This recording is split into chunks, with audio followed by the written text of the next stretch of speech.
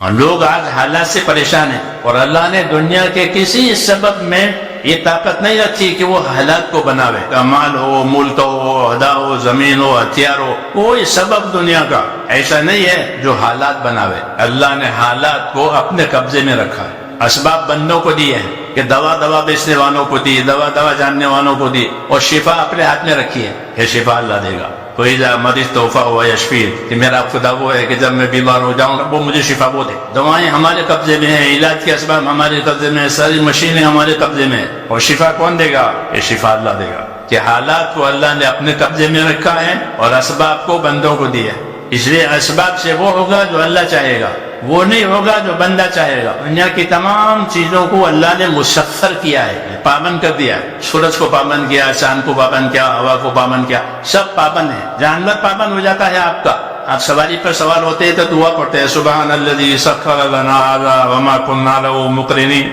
یہ پاک ہے وہ پروردگار جس نے جانور کو میرے تابع کر دیا، میری خدمت میں لگا دیا۔ سارے اسباب جو ہیں وہ قدرت کے تحت میں ہیں، تمام اسباب سے وہ چیز ہوگی جو اللہ چاہے گا۔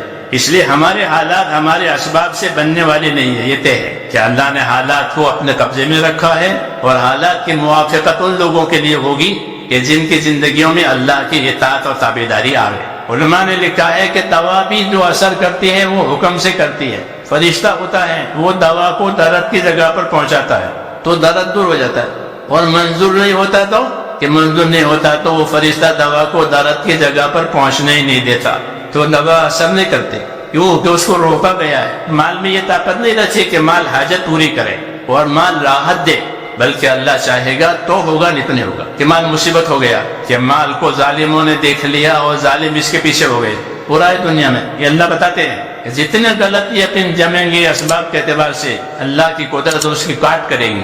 اس لیے میرے دوستو، سب سے زیادہ طاقتور چیز جو ہے وہ اللہ کا امر ہے۔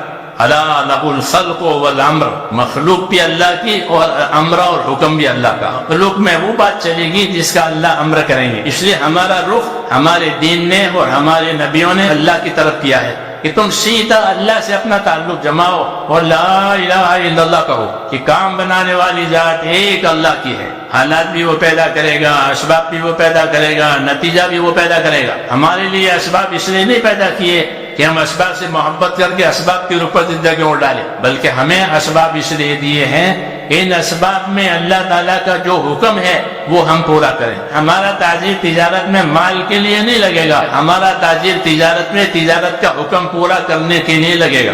اس لیے حضور صلی اللہ علیہ وسلم نے تجارت کے فضائل بیان کیے، تجارت کے مسائل بیان کیے، مزدوری کے فضائل بیان کیے، مزدوری کے مسائل بیان کیے کہ اگر اس میں اللہ کے حکموں کی رعایت کے ساتھ یہ داخل ہوا تو اس کی زمینداری، اس کی مالداری، اس کی عہدیداری سب عبادت بن جائے گی۔ اس لیے میرے دوستو، اللہ تعالیٰ نے ہم کو اسباب بطور امتحان کے دیے ہیں، اس میں رکھ کر کے اللہ تعالیٰ یہ دیکھیں گے کہ آپ کیسے چلتے ہیں۔